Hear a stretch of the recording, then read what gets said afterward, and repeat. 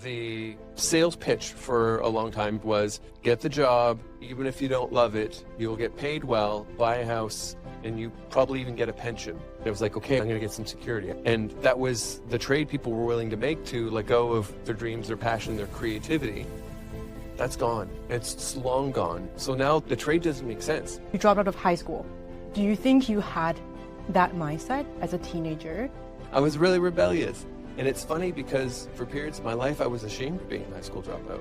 I lied on my resume. My resume said that I graduated from high school because no one ever checks. I hid it. So I spent years being ashamed of it. However, in hindsight now, I think it's a gift because buck the trend, I jumped out of the system rather early and started carving my own path. And how did you figure that out as someone who's so young and maybe don't have that many connections in the world yet? Experimenting, finding other people that did. It's a hack. It's the best hack in the world, where if there's something you want to do, find someone else who's done it, observe, ask some questions. If you can't get on those stages, make your own stage. And before, you used to need someone to choose you. I was like, okay, I'm not on those flyers, I made my own flyer. I gave myself permission, and it said, who the fuck is Robb G? And I printed 15,000 of these things, and I put them in all the places where all the other flyers were, and it worked. Within a year, I was being booked at bigger shows. I played events.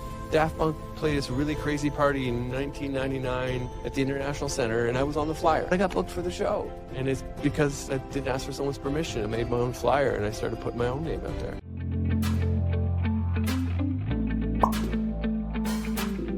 Thank you so much, Robb, for joining us today on the podcast. I'm really excited to have you here because I know you had quite a journey, definitely a non-traditional one. From your teenage years as an entrepreneur with record labels to your DJ career and then jumping into HR in the corporate world, quitting that, coaching habits to people, and then coaching coaches these days.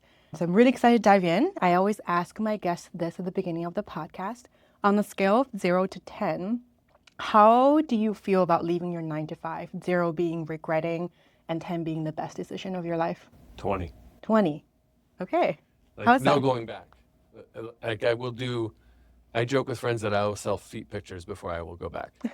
And when I was leading up to leave and to create the confidence to go, I got this tattoo here. And it's not a neck tattoo, it's not a hand tattoo, but it is in a fairly bold place that it will limit my employability in the future. The goal of getting this was a fewfold. One is to remind me how powerful I am when I take time to meditate and tap into bigger things, but also to make me a little less employable. So Okay. 20 out of 10, no going back. And even if I wanted to go back, the opportunities aren't there. And we'll probably get into it, but if people aren't paying attention, the market that existed 2 years ago or 5 years ago or 10 years ago does not exist. And as a whole, as a society, we're returning to entrepreneurship. Okay.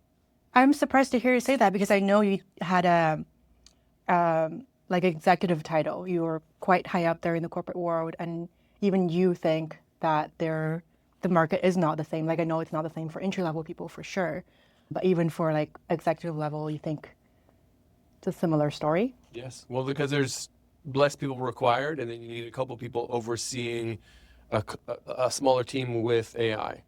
And the sales pitch for a long time, for at least my parents and maybe my parents' parents, was get the job, even if you don't love it, you'll get paid well. On one salary, you can support a family, and you can work one place for 25, 30 years, do well, buy a house, and you probably even get a pension. That's gone. It's long gone, and companies are very quick to let people go. And that was the trade people were willing to make to let go of their dreams, their passion, their creativity. And it was like, okay, but I'm going to get some security. I'm going to get to be able to support a family. I'm going to be able to still buy the house, even though I don't really love it. That's all gone. So now the trade doesn't make sense. And if you talk to younger people, they talk really loudly and fully about, I want to do work with meaning. I want to do work with impact. So the idea that regardless of title or salary, that I'm going to go somewhere, wear clothes I don't like to wear, deal with passive aggressive people, egos, office politics, and bullshit, to do work that doesn't fill my soul, so that if I'm so lucky, maybe I can grovel for a 3% raise and I don't have control over my calendar, and someone tells me what to do, when to do it, and my creativity is stifled, forget it. There's no comparing it for me. Like we could spend the whole hour ranting about this and I will go off passionately. Like there is a no, and it's a lot of people are clinging to this perceived security, and it's being pulled from under people. And I'm watching people freak out because their identity is so tied up in their title and in their salary, and I make 150 a year, 200 a year, I lead this big of a team, and all that's being pulled out from under people. So they're forced with a reckoning. And as a society, a few hundred years ago, most people were farmers. Most people worked in a small business. Maybe you worked on the horseshoes, or maybe I had a farm, or you did knitting, and we all kind of bartered, but there was way, way, way more entrepreneurs.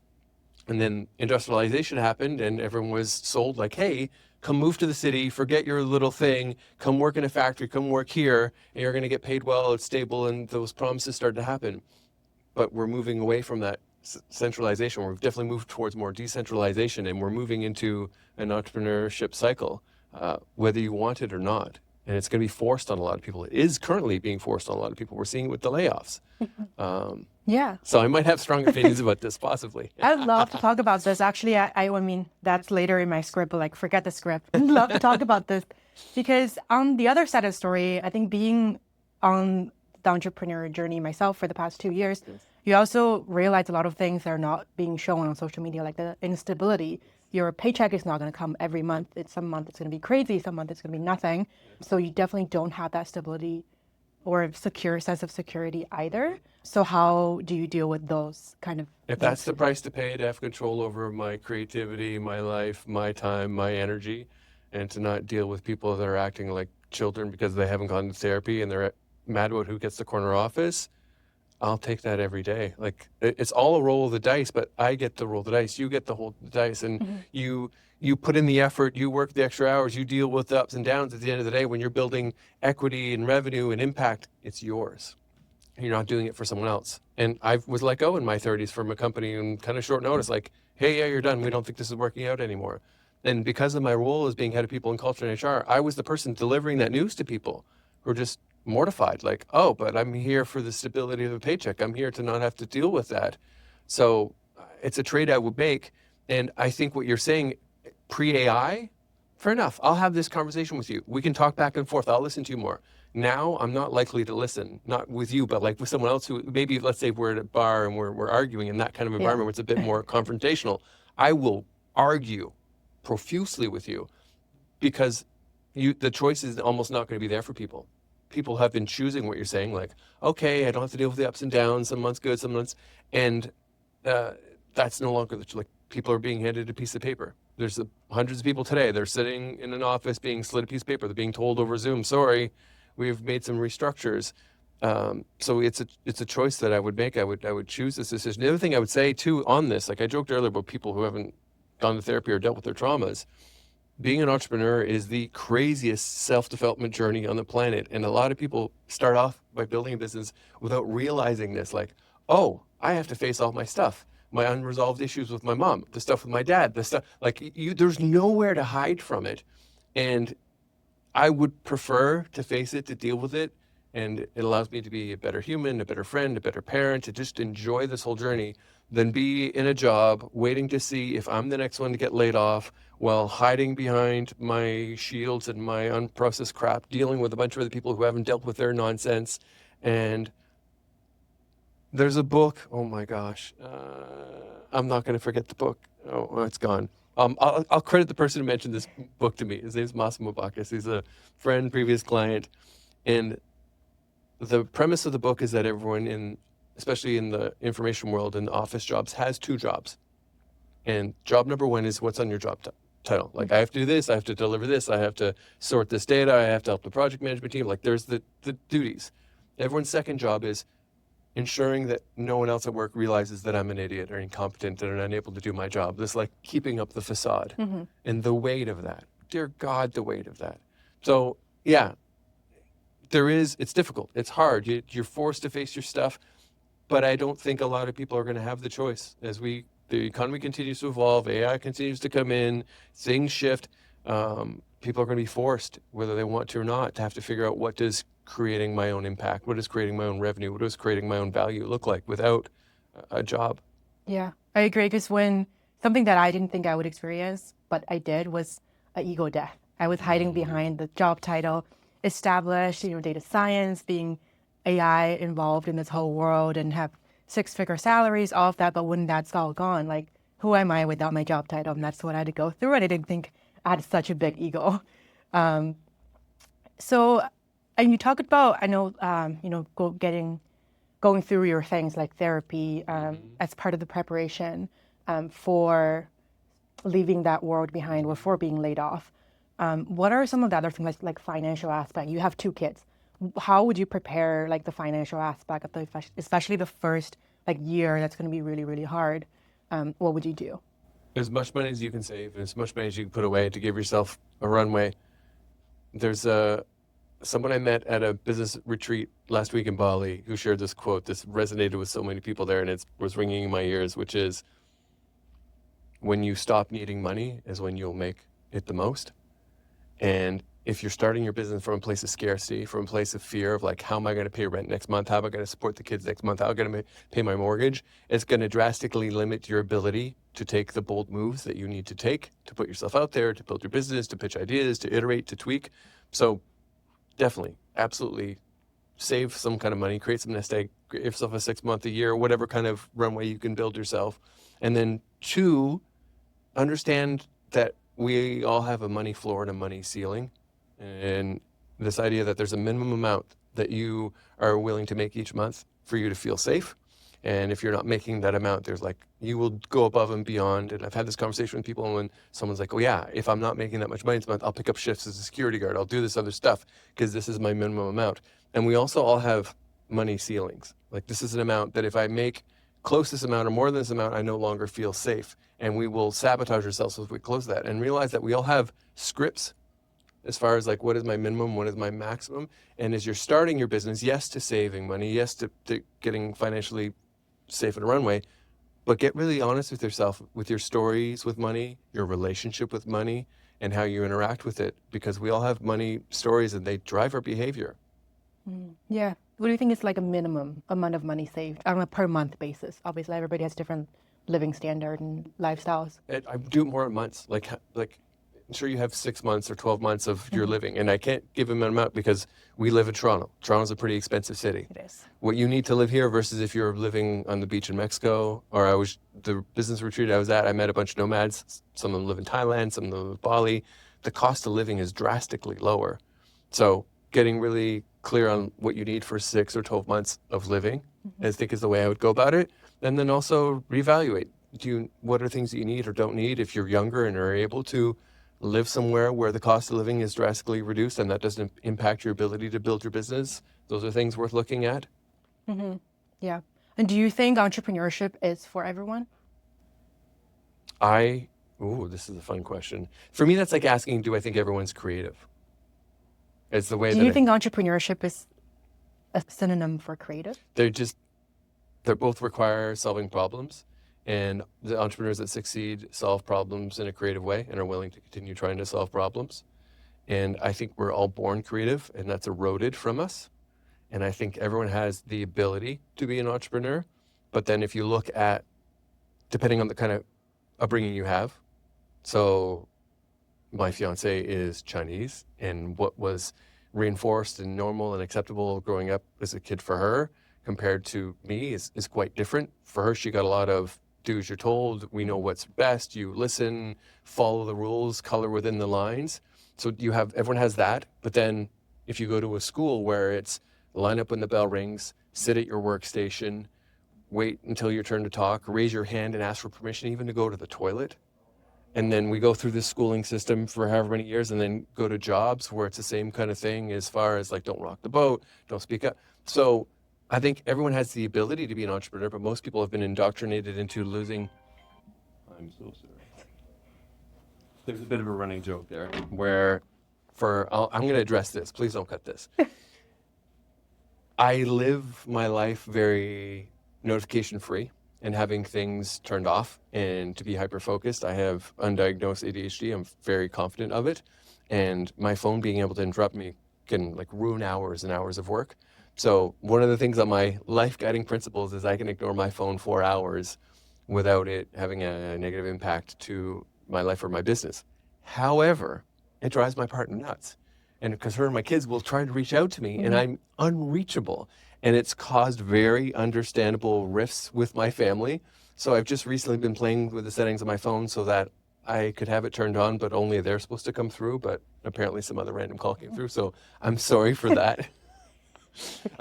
So I think everyone has the ability to be an entrepreneur, but through this indoctrination, through your upbringing, through schooling, through the kind of jobs that's eroded out of a lot of people.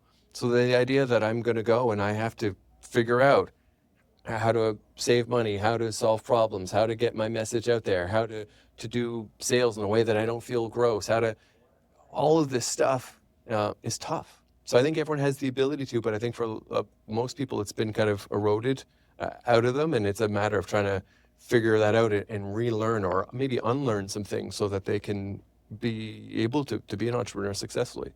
Yeah, no, that's a really interesting perspective. And I wonder, I know you dropped out of high school and then you had a record label or some business of that sort at the time. Do you think you had that mindset when you were already as a teenager and you didn't like what you were taught in school and that being played as part of it? I was really rebellious. I was hyper rebellious. And it's funny because some circles and for periods of my life, I was ashamed of being a high school dropout. I hid it. I lied on my resume. Where my resume said that I graduated from high school because I didn't want to. I ended up doing my GED later, but I didn't I listed my GED. I just pretended that I got my high school diploma because no one ever checks. And then the battle that I had to face with certain jobs is people were like, you didn't go to university? You didn't go to college? And I was hired a few different places where in a team of 100, there was no one else who did go to college or university. And there's one place when I worked at Ernst & Young, I don't know, 86 people in the department or something. One singular other person did not go to college or university. That person, their sister worked in the department, so they had an in. So I spent years hiding it and being ashamed of it and thinking that it may be not good enough or whatever. However, in hindsight now, as I think about this and these kinds of conversations I'm having, I think it's a gift because I bucked the trend. I jumped out of the system rather early and started carving my own path. So I had less time in that programming, less time in that this is the way we do it. We listen and follow this. So it's helpful. I was always a bit rebellious. So me at a young age being like, F this, I'm out, I'm going to do my own things was definitely there. But it's helped me. I think it's helped me with my creativity. It's helped me be a better entrepreneur. Yeah. Were your parents entrepreneurs at all? Or what are their roles in supporting you through this? My dad was a military guy. He's an Army guy his entire life. And he left the Army and then started working for the Army. And he's been doing that for almost 25 years. So he's been a career military guy. However, there was a point in time when I was a teenager where he was disillusioned at work and wanted to make more money and had an idea that maybe he could start selling ice cream. So they were called Dickie D bikes. They still exist, but they're under different names now. Bikes that have a freeze at the front and there's kids selling ice creams from it. So he got a couple of those bikes and he got a permit and he started selling it in our neighborhood. And I saw him do like entrepreneurial style things. And it's in hindsight, I'm like, oh yeah, no, I definitely had that spill over onto me, which goes back to the point I was making earlier. If you have parents who tell you that you have to go to college or university, you have to do this is the rules, you follow the path, versus for me, so I had a dad who was a very much a career Army guy, but he did have this little spark of entrepreneurship that gives me different programming and it's not that not everyone can be an entrepreneur, but it's what programming do you have? It's really all it is. So I do think that has a little bit of an influence on me, definitely. He did struggle to understand what I was doing when I launched my first business, though. It was just his noise stand. It was like, what is this nonsense? You're staying up late. This music doesn't even have words. What is this? But as I started to do stuff and I started to perform at bigger places and I started to make a little bit of money doing it and people were willing to fly me places to go and perform, he did go like, I still don't get it, but you're doing something clearly. And was supportive in any way that he could once he started to get it. Yeah. And how did you figure that out as someone who is so young and maybe don't have that many connections in the world yet? How did I figure out how to do that stuff? Yeah. Experimenting, trying stuff that failed, finding other people that did. It's no different now. It's a hack. It's the best hack in the world, where if there's something you want to do, find someone else who's done it and observe. Find someone else who's done it and ask them questions. Find someone else who's done it and see if you can pay for their mentorship. And I looked at other people who were doing what I wanted to do. Like, what were they doing differently? oh, well, those people have record labels. Those people are putting out music. And one of the things was tough for me because we lived an hour and a half north of Toronto. In Toronto, there was a huge thriving rave scene, big parties every weekend. And if you were in the inner circle, the ones who were lucky enough to play those events, your names got put on these flyers and they would print 15, 20, sometimes 30,000 copies of these flyers. And they get distributed all over Ontario, New York State. They'd get shipped to other cities, Montreal, all over the place. But it was either you were in or you were out. And I couldn't get in. I was an outsider. I was from outside of the city and I was playing rinky-dink gigs in Toronto. But then I got the idea of like, well, if I can't get on those flyers, what if I just made my own? And the same thing applies to anything else. Like if you can't get on those stages, make your own stage. And before you used to need someone to choose you. Like, Maggie, we choose you. You don't need, you can, like what you're doing with this podcast. Yeah. Give yourself permission. You give yourself permission to do this. And I gave myself permission, so I made a flyer. I was like, okay, I'm not on those flyers. I made my own flyer. And it said, who the fuck is Robb G? And it was a little bio and had pictures of me playing and the stuff that I'd done. And I printed 15,000 of these things, like more than 10, I think it's 15,000. And then I put them in all the record stores. And I stood outside the events and I handed them with other people. And I put them in all the places where all the other flyers were. And it worked. Within a year, I was being booked at the bigger shows. I played events. Daft Punk played this really crazy party in 1999 at the International Center, and I was on the flyer. I'm the very, very last DJ on the very bottom of the flyer, and Daft Punk is at the top. But I got booked for the show. And it's because I didn't ask for someone's permission, and I made my own flyer, and I started putting my own name out there. Mm-hmm. Wow. Fake it till you make it, or just be it. Just be it. Just start to be it. What does it look like to be it? Like, okay, this is what I want to do. I like, in this case, you could wait for other people to ask you to interview people, or like I'm sure part of this, you doing this podcast is each time there's lessons for you. You get learning. You get Absolutely. like free insights, free mentorship, free coaching. And all you have to do is be willing to rent a room like this, get some gear. I'm sure you had to figure out some stuff with the audio. Maybe you YouTube some stuff. The first one didn't sound so good. And just your willingness to show up and figure it out. It's all accessible. So it was no different then, except for I didn't have the internet. Google didn't exist. Oh. And so I had to like physically observe people and try and figure it out and reverse engineer it. Wow, that must be a whole different world before my time. I want to go back to the point you talked about, which is about like your environment, parenting styles, and how if you grew up with people telling you you have to do this, you do that, you have a different mindset. How do you apply that to your own parenting style with your own 2 children now? Well, one of the jokes with me and my fiance is doing our best so that there's less stories for them to tell in therapy later. Because there's no perfect. And I'm in a pretty damn good place now, and my kids are very mature, and they're well developed, and they're smart, and they're inquisitive, and they're out there kind of creating opportunities for themselves, which is really cool to see. But also, when they were younger, I was $28,000 in debt. I lived in a 1-bedroom apartment where they shared the bed, which was on the floor in the 1 bedroom, and I slept on the pull-out couch. There was cockroaches. Like, I was short-tempered. I was whatever joy, happiness, level-headedness you may be getting from the version of me now, I was not there. And I know there's moments then where I had a temper, where I snapped, where like there's just some shit that kind of sucks. But they've seen me change, they've seen me grow, they've seen me rewrite who I am. And I think that's given them permission to do that. And our daughter is doing really awesome stuff where she's figured out a way to how to increase her credibility in the film industry, which she's trying to break into. And she shared her whole strategy with me a few weeks ago, and it blew my mind. I was like, you're doing what? And it's this like multi-step process that she'd thought out. And I was like, wow, that's really cool. And then with our son, he really likes doing hand-on stuff, building props and doing stuff that ends up in theater, movie, TV sets, like building stuff. He had a co-op where he's supposed to work at a theater or a production company. He was really excited because he doesn't care for school, but he's going to get to spend a whole semester doing this stuff. 5 days or 6 days before he was supposed to start this, they called the school and said, actually, we decided not to have any students. Mm-hmm. So then his school came to him and said, hey, sorry that didn't work out. Here's some other options. And one of them was like working from home. The other one was all admin stuff. It was terrible. So me and my fiance, we did research online, found all the other companies that did those kinds of things. I did cold outreach. I used all my knowledge around how you write an email title, it makes someone open it. What do you have to acknowledge? And sent 12 emails, 6 or 7 got responded to, gotten a phone call with some of the 48 hours. And within 2 days, he had a new gig. And it's the coolest gig he could possibly have. So that's the part I did. And now he's working there as a student this summer. He reached out to the owner and said like, hey, love to talk to you about possibly working there this summer. The owner called him in, he went in, he negotiated his pay for the summer, and he's 17. Wow. And this is what he's done on his own. And I can't take credit for that. That's him. But I know, of course, that in some way I'm playing a part in influencing that and shaping that, it's really cool. That is so impressive. 17.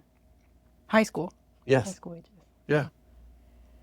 Um, If you had a script, we're so far off. Okay, let's go back to your journey a little bit more. I do think there are 2 pivots that you made are pretty significant that I'd love to explore a little bit more. The first one being going into corporate from an entrepreneur background. Like, what made you go into HR? As far as office jobs, is probably the best for me because it's the intersection of people and business. And no one's going to disagree with this idea that, of course, if you treat employees badly, it's going to affect the business. Like, of course, like you can't just treat the employees terribly and expect that won't have some negative effect on the business. But also, it doesn't matter how well you treat employees. If the business isn't doing well, there are no jobs. And for me, I've always had this fascination with human behavior, what compels people to do certain things, what makes people more happy, more confident, more creative, more joyful. And I'm fascinated by business. And I've been running businesses my entire life. So people and culture, or HR in some companies, when done well, really is the intersection of both. So as far as things within that world, it was probably the best for me. And the reality is I did music for 18 years. It was great. I got to tour, I got to play Ultra Music Festival in Miami, played Burning Man, played in Europe, blah, blah, blah. And it almost killed me. The late nights, the drinking, the lifestyle nearly killed me. And I had young kids. So I needed to do something else, and ended up in office jobs. And as far as the kind of office jobs I could have, it was pretty well suited to me and my interests, me and my skills. And once you had your foot in the door, how did you find that, I guess, transition, first of all, and how did you make your way up into head of people? It was a tough transition. It's just like pretending I don't have strong opinions, pretending that it's okay for people to be passive aggressive, doing the song and dance. Oh my God, the song and dance. I was at, oh my gosh, what place was it? Might be KPMG, but maybe it was Ernst & Young, like one of those places earlier in my career, in that phase of my life. Like Big Four accounting firm, very stuffy. Everyone has to wear a suit or at least a jacket. And one of the interns came up to me after a couple glasses of wine at a social event and be like, there's a rumor that you have a tattoo. I'm like, really? Like, this is the shit you're talking about? This is what you care about? So it was hard. It was a really hard transition for me. And even till the point where when I left, as far as just you put a bunch of people together, and whenever there's any lack of clarity as far as the bigger unifying goal or what your work does to contribute to the bigger goal, people start making up their own games and rules. And those games and rules tend to be some version of Survivor. It's just like Survivor in an office setting, and it's not good. It's not fun. It's draining. And then I worked my way up. Because I did it for a bit, and then I left and went back to music for a while, and then I went back to it fully into that world. And when I first went back into the HR world, I went into a recruiting role. This wonderful woman hired me, and I was underpaid, and it was tough, and I got promoted a couple times within 2 years, and I was being paid a bit better. And then I found a job somewhere else where I went to a tech company where there was a bit more freedom. There was a bit more creativity. There was a bit more focus on how do we actually make the employees feel like we care. There was still plenty of issues and politics and nonsense there, but it was better. And once I got there, I was like, oh, okay, this is a bit more aligned to me. Like here, I don't have to hide that I was a DJ. They think it's cool that I used to be a DJ. So it allowed me to use and tap into more of my gifts. And then in that role, I started to see coaching. I started to see training. I started to see other people come in and lead sessions on giving feedback and open communication. And I was like, ooh, that's really interesting. That seems like fun. So I started incorporating that more and more into my role unofficially and then officially. And then when I left that, went to the next place that I went to, that job description, which is fairly common for a lot of head of people positions now, clearly stated that coaching was an important part of the role. That you were going to be part of the leadership team and that coaching the leaders was an important part of the role. And they saw it as something that was required. And that was fun. And that last job, that was my favorite part. There's a lot of stuff I didn't care for, like people complaining about stuff, worrying about the benefits, so firing people, like not fun. But the part where I got to coach the CEO, where I got to coach the leaders, where I got to develop training curriculum around how to be a better human so that you can do better in your job. Really, it's what it is. That was fun. Like I would do that for free. So that it moved me closer and closer towards what I ended up leaving and eventually doing. I love that. Like something that you would do for fun, for free, is something that you should probably go explore and see if you can make money out of it. Totally. But there was one thing that you said. You said you went back to music after corporate a little bit, and I know this is a different world back then too, where they even cared more about gap in your resume. How did you find that, or was it because it was a tech company that didn't care as much? That wasn't tech. That was just like one of the big recruiting firms. It was hard, and a lot of places overlooked me. And I'm bilingual. My mother tongue is French. Okay. So being able to speak French is a huge, Helps. super helpful. And then what ended up happening too is, this is funny. I remember, his name's Chris. I wish I could remember his last name, could give him a shout out, because I gave him some love on LinkedIn recently. I messaged him, let him know how much I appreciated it. The manager who wanted to hire me gave me the check mark. Her boss is like, yeah, no, we like Rob. We think he's good to go. But there was some hesitation at the senior leadership level because I didn't go to college or university. I had this weird gap in my resume. And I met with him, and he was kind of stone-faced with me and giving me a hard time. Yeah. And then when I talked about businesses that I built and being an entrepreneur and done all this stuff, he was like, oh, all right. Like his whole composure changed because he understood sales. And part of his role as the lead of this division in recruiting is about developing business and sales. And once we started talking about that, and he's like, oh, well, you've gone store to store and negotiated for people to stock your stuff. You've dealt with distributors overseas. That just, this realization is embracing me because I had very transferable skills, and I'd put myself in difficult situations where I faced rejection and had to do things that most people aren't willing to do. Mm-hmm. Yeah. And I think that's being given more and more credit these days. Yes. With the pivot towards entrepreneurship. So when you left, or I guess when you started to get more coaching experience, at which point did you think about doing it on your own, and what factors came into play? In 2018, I knew I needed to change, and anytime I took a bit of vacation, like part of the problem when you're in that cycle is we're addicted to our email, we're on all the time, it's like go, go, go, depending on the culture. Maybe there's even like this like celebration of being busy or answering emails late at night and all this, and you get stuck and all wound up. But anytime I took little breaks, anytime I took a moment away, I was like, oh, I'm meant to be doing something else. I'm meant to be doing more. There's actually a funny video. I was on vacation. I was in Mexico with my partner, and I was on the balcony looking out and watching a storm come in. And then she's like, hey, what are you doing? And this is all caught on video. And I turn around, my arms are crossed, and I look really somber. And I'm on vacation. Like I should be, because in that moment, I realized that I'm not doing what I'm meant to be doing. I'm meant to be doing more. And I was essentially living out of alignment. So I knew I wanted to do something else. I knew ultimately I'd love it to be like coaching, training, mentor, like that kind of stuff. But I didn't have the guts to do it.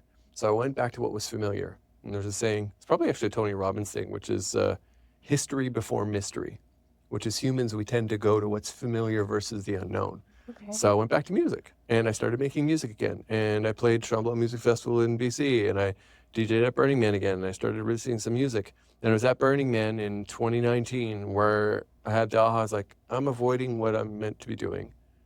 And I came home and I canceled gigs. I came home and I canceled releases, and I stopped all effort on that. And that was Labor Day weekend. By December, I had quit my job. By January, I had a full roster of coaching clients. Like it really was in quick succession. And what happened in between there is, like in the lead up to Burning Man, and then even especially like September, October, November, I went crazy. Reaching out to mentors, hiring coaches, going to courses, doing weekend things, like just reading books, everything I could to prepare me for it. And what I was doing then which I wasn't necessarily like, oh, this is how I'm going to get clients, but it's just what I was doing. I was documenting what I was doing. I was sharing on Instagram what I was learning. I was sharing what was going on with habits. I read the book Atomic Habits and decided to apply it as if it was a course. I was like, oh, what if I took this and actually did what he said you should do instead of just reading this and like, oh, this feels good. And I shared all that on Instagram. And it led to people reaching out to me and saying, hey, can you help me with this? Hey, the stuff you're doing with habits, whatever it is, can you help me? And I signed a few coaching clients on the side. So I signed a couple clients and people were asking me for it. And I was getting paid more than I was in my job. And it made me think like, I think I could actually do that. It gave me, those few clients gave me the guts to be able to launch fully into launching the coaching business. And the clients came from LinkedIn and Instagram, just from you posting things? Initially, the first few were from Instagram, from me just sharing. And it was really mostly in my stories, just sharing what I was doing, what I was learning, how I was growing. And then when I announced that I was going all in on this coaching thing, the hook was banging. It just said like, I quit my job and I can't believe how well things are going. The video is a bit long. I'm not even making eye contact. It's funny to watch it now because it's a bit grainy. You'd think I'd forgot how to make eye contact and it's a bit long. But that post went viral on LinkedIn, got over 20,000 views, even though I had only 18 or 1,900 connections, got hundreds of likes, got tons and tons of responses.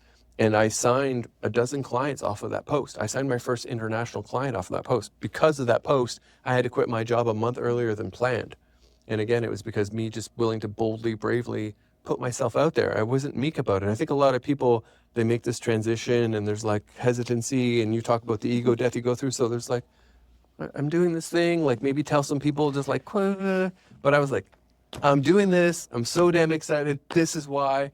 And I think the boldness of it was a big part. It was really inspiring to people, and that led to that message getting shared. And going viral can be good. It can be a curse. But I went viral for something that was helpful. I went viral talking about my work, talking about coaching, talking about why I was excited. And in that video, I very specifically call out the kind of people that I know I'm meant to serve and why.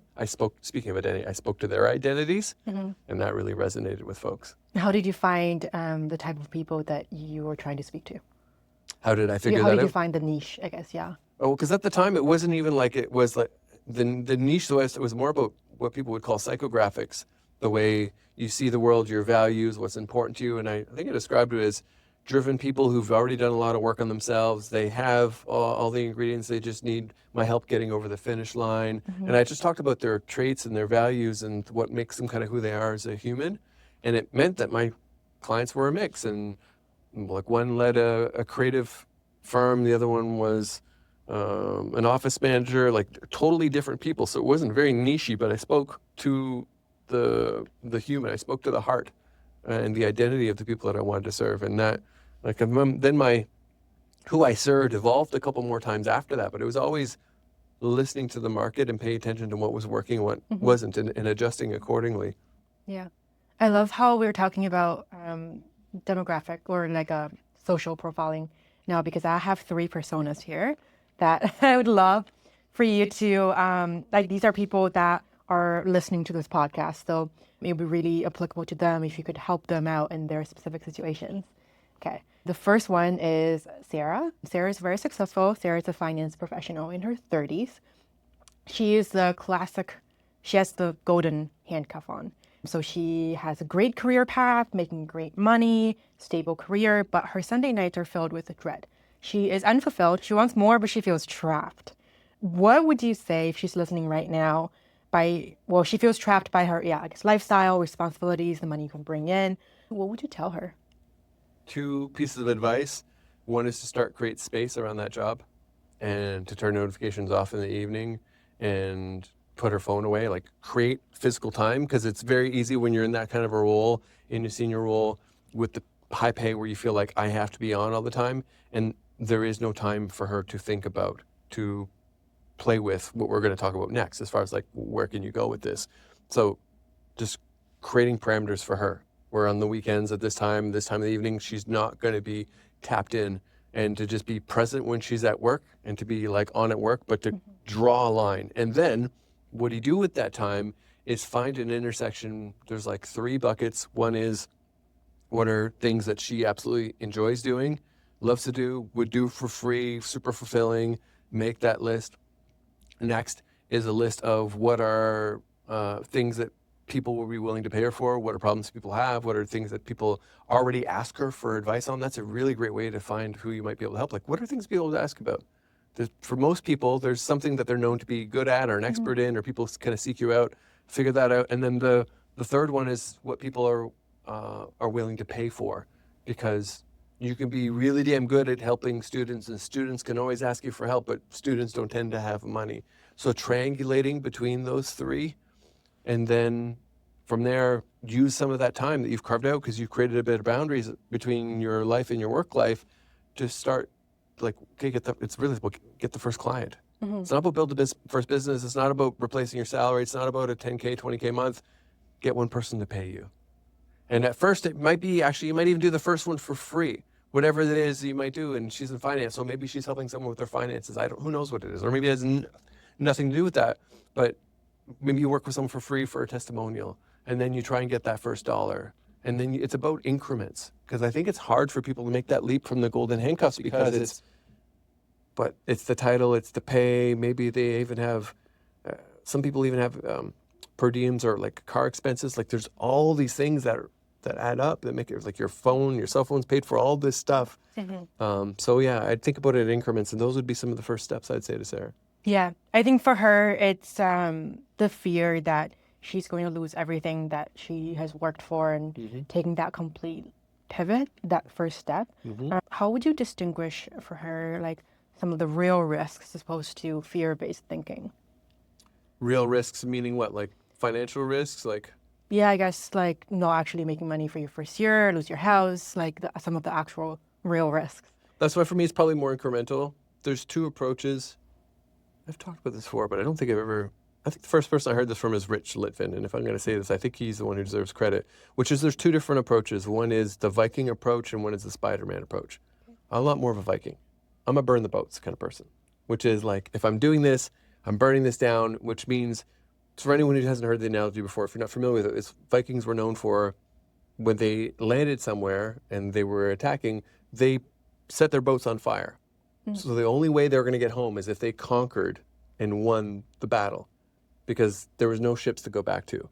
And it's a really strong motivator. And for a lot of people, that's a really great way to, like, I'm going to figure it out. Like, there's a really funny interview with Will Smith years ago where he talks about, if you and I are on a treadmill together and it's a competition, I'm either going to beat you, I'm going to die trying. Like, there's just this mentality. And if you're willing to burn the boats, that's an approach.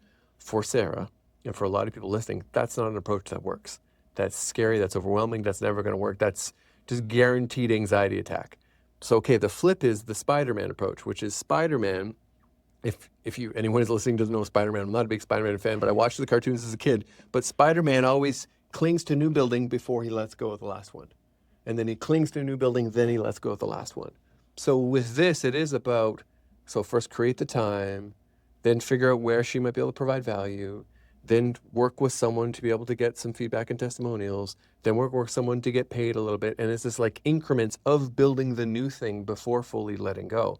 And it might mean that for 3, 6 months or a year that she's actually working twice as hard because she's still fully present at work and building the business, so that she's not going to go a year without making money, so that she is going to have, like, maybe she's not leaping into fully replacing her salary, but she's leaping into her salary half replaced or just something. So it's probably that. I love that. That's very actionable, concrete advice. Create space, and then find that thing while you're still working your full-time job. So for the next person is Marcus. Marcus is an aspiring coach. Marcus is in his early 40s. He has made the first step and got certified as life coach. He's passionate about helping people out, but he has no idea how to find clients. And there's so many different kinds of contradicting, conflicting advice online. So where should Marcus actually start? Figuring out what problems he actually solves and embracing the fact that no one actually pays for life coaching. Most people don't have a budget for life coaching. I understand that it's attractive, and most of the coaches I work with, they also positively impact people's lives, but people pay for health, wealth, and relationships. And is it going to help someone get promoted? Is it going to help someone lose weight? Is it going to help someone find love? Is it going to help someone earn more money? Is it going to, so you have to figure out a more specific problem that you solve. And then when I was talking earlier for Sarah, as far as finding that triangulation, is probably a very similar approach as far as going through all the things you love doing. What are things you love helping people with? What are all the different problems you've solved and achieved in your life? Like, what are difficult situations you've overcome, things that you've figured out, and then figure out which one of these are things that people are willing to solve for you. Because I didn't even search, but the last time I searched for leadership coach on LinkedIn, it was 4 million plus. Wow. On LinkedIn. And it was 2 million for mindset coach, nearly as much for career coach. So calling yourself any one of those things without getting clear on what specific problem you solve for what specific person, it's going to be really, really, really, really hard. We're actually in a micro niche economy now where you want to get really clear on what problem you solve for what kind of person, and you want to get really detailed on explaining that kind of person, who they are, how they see the world, what's important to them, what's their values. So that's the very first thing. Forget being a life coach. What is the actual problem you're solving for what kind of person? And then the other thing is, to the conflicting advice is, it all can work. And this is an aha I got. I saw it before, but I really got this reinforced recently where I was somewhere and there's a bunch of people there highly successful, and so many people have different business models. And one person doesn't have a community, hates LinkedIn, and does really well by just focusing on Facebook and sending daily emails. And someone else hates emails, is nowhere else. They focus on Instagram and they have YouTube videos. And then someone else who has no profiles in those other places, they just do live workshops and they show up on LinkedIn and that. So there's all these different ways that you can go about it, but you have to understand what the universal truths are, which is you need to get your message in front of people, ideally people who have the problem that you want to solve for them. Mm-hmm. 2, you have to have a way for them to start building trust and belief in you that you can solve what you actually do. You have testimonials, you have proof, you have maybe changed that in your own life. 3, you need to start building a relationship with those people. The cool thing about the internet is there's parasocial relationships where people can feel like they're starting to get to know you and who you are without having actually spoken to you. Mm-hmm. And then lastly, there needs to be an invitation. There needs to be a moment of enrollment. And if you are throwing a birthday party and you don't invite anyone, no one's going to come to your birthday party.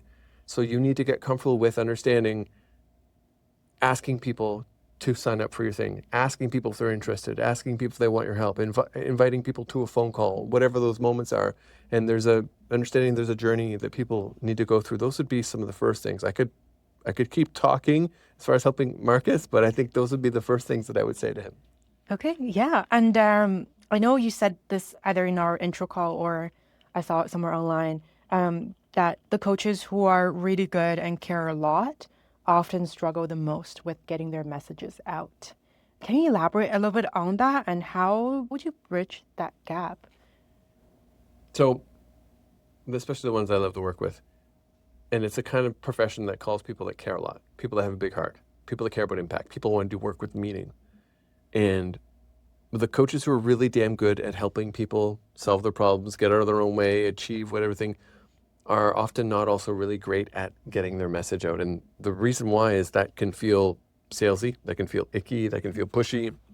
And the people that are really leading from heart and care so much don't want to do anything that could feel pushy, don't want anything that feels slimy or markety or whatever. So there's a aversion to it, which is really unfortunate, because if no one knows who you are, you can't help anyone.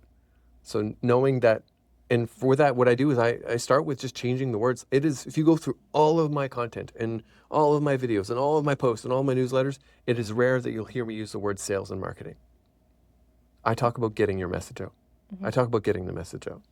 And if you really can change someone's life, if you really can transform their health, change how they show up at work, make them a better parent, help them live longer, whatever it is, find love, it is your duty to get your message out. It is an act of service to get your message out. And then instead of sales, I talk about enrollment, because it's enrolling people. It's enrolling people in what's possible. It's enrolling people in new possibilities. It's enrolling people in a better, more fulfilled version of themselves. And again, then it's, if you really are damn good at what you do and you can change someone's life, then I do think you have a duty for you to be getting your message out and to enroll people. So normally it starts with like shifting the way people look at it. Yeah. Changing your mindset and thinking that you're actually helping. Yes. As opposed to selling a program. Yes. And how do you build that trust? Like, for example, someone like Marcus who maybe has worked for 10 years in the industry, and he's trying to do leadership, mentorship. But do you think that year of experience thing come into play when people think about trust? It can. I think people care less about years of experience and care more about what happened in that year. So you could have helped no one else, but let's say, I don't know, let's say you're a leadership coach and your journey is you went from being someone who was more quiet and introverted and told you should have more executive presence, and you bucked the trend and you managed to get promoted to whatever title. Like, that's pretty telling. And if you're saying that I can help you, if you're a more introverted person, start to show up more powerfully at work so that you can get promoted or whatever, that is really great proof. That's a really great way to create trust. And then start helping other people and just being willing to share those stories and share those examples. Because, I think this is a Hormozy thing in the book, $100 Million Offers. He talks about the idea that someone's going to pay way more for the person who's helped 10,000 people than the person who's helped 10.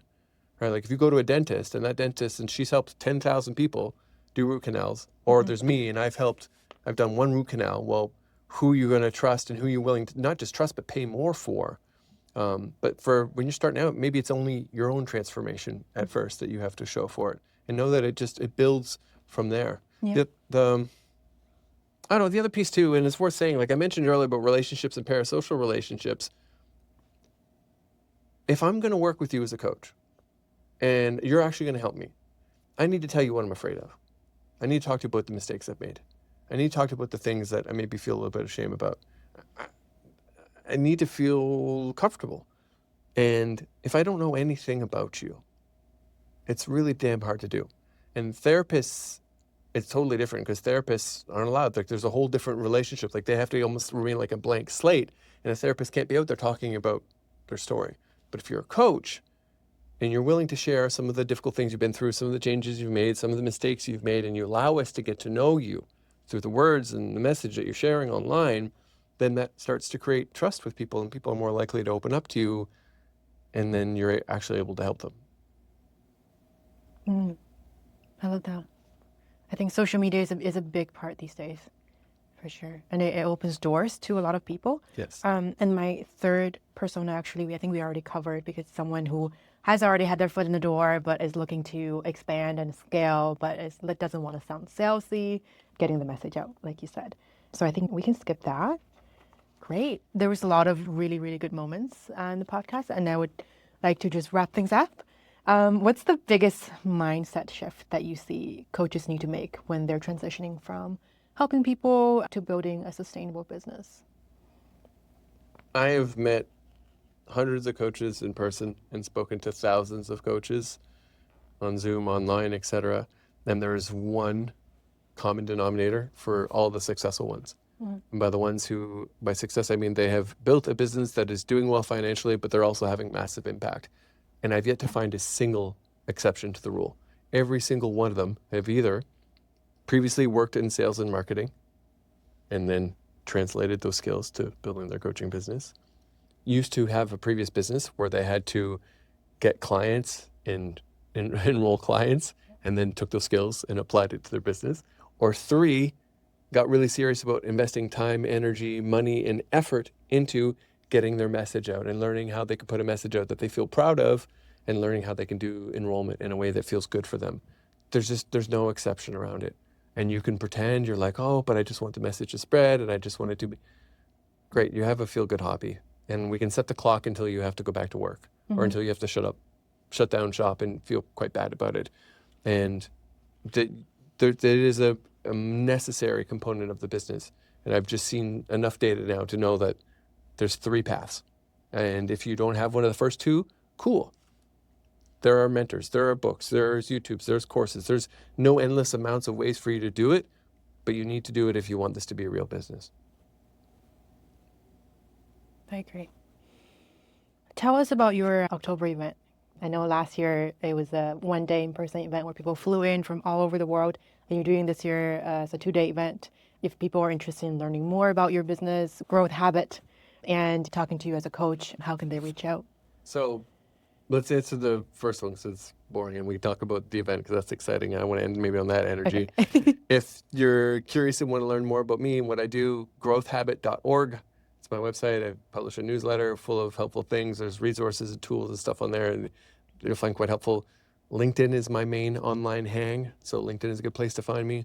I am publishing quite regularly right now on YouTube as well. So if you prefer video, come hang out with me on YouTube. I've published 3 videos in the last 10 days, and that's feeling That's really great. good and Yeah. energizing and exciting. And then as far as the event, it's called Do Bullshit. And the only complaint last year was that it was too short. So this year it's a 2-day event. And last year, yeah, you mentioned, thank you. We had people fly in from Germany, Los Angeles, Vancouver, New York, Montreal, Orlando, Atlanta, Texas, Florida. Like, people came in from all over for it. And it really is for purpose-driven coaches, consultants that are doing meaningful work, or creative entrepreneurs. And it is designed to rewrite what you believe is possible for you.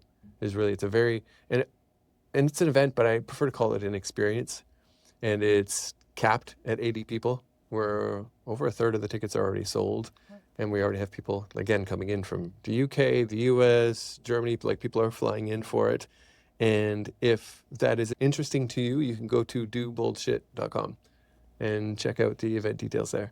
Do bullshit. Love that. Yes. Well, thank you so much, Rob, for joining us today on the podcast. Thanks for having me, Maggie.